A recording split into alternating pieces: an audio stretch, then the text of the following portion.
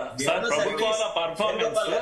ప్రభుత్వాల పర్ఫార్మెన్స్ ఎప్పుడు కూడా టార్గెట్లు పెట్టుకునే పూర్తి చేయాలి సార్.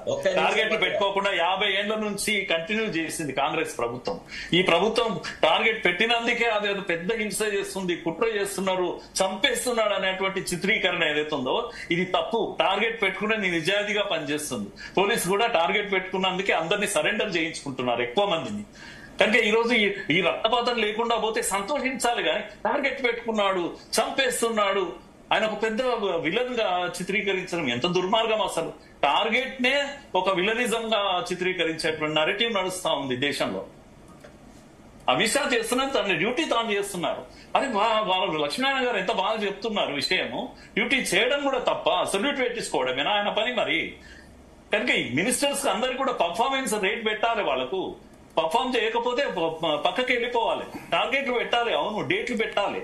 పెట్టి ఆ లోపల ఈ పనులు ఎందుకు వరకు ఉన్నాయి? ఎందుకు 370 ఉంది ఈ దేశంలో ఇంతకాలం?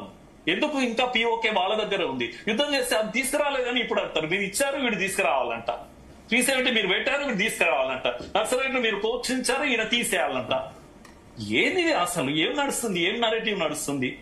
సరే, ఇక్కడ నారు పోసి నీళ్లు పోసినట్టుగా మీరు మాట్లాడుతున్నారు. అంతే కదా చేసింది, అంతే కదా. 50 ఏళ్ళు పెంచి పోషించి ఈ దేశంలో 50 ఏళ్ళు పెంచి పోషించారు కదా. ఒకటి ఏంటంటే వాళ్ళేమో డెమోక్రాట్స్, వాళ్ళేమో ప్రజాస్వామ్యవాదులు, వాళ్ళంతా కూడా. వీళ్ళేమో హింసను నమ్మిన వాళ్ళు. ఎక్కడ దీనికి అంతే లేదు ఈ చర్చకు అసలు. శరత్ గారు, I just want to ask you question అండి. ఇప్పుడు naxalite outfit is a banned outfit like other terrorist organizations also.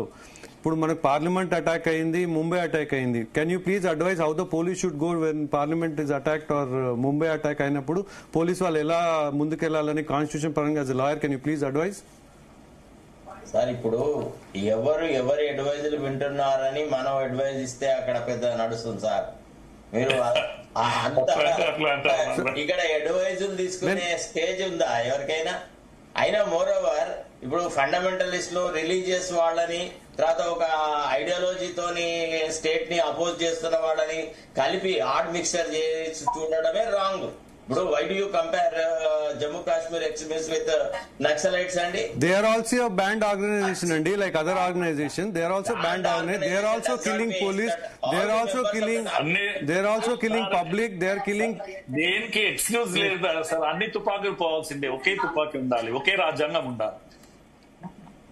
మేము అంటున్నది అదొక్కటే. How are they different from other organizations? Can you please explain? DK Aruna గారు వచ్చారు. ఈ ఎక్స్ట్రీమిస్ట్ వైలెన్స్ లో మా బంధువులు కూడా చచ్చిపోయారు. ఒకసారి డికే అరుణ గారు జాయిన్ అయ్యారు. నా క్లాస్మేట్ చంపినారు. శరత్ గారు ఒక్క నిమిషం, సారీ టు డిస్టర్బ్ యూ.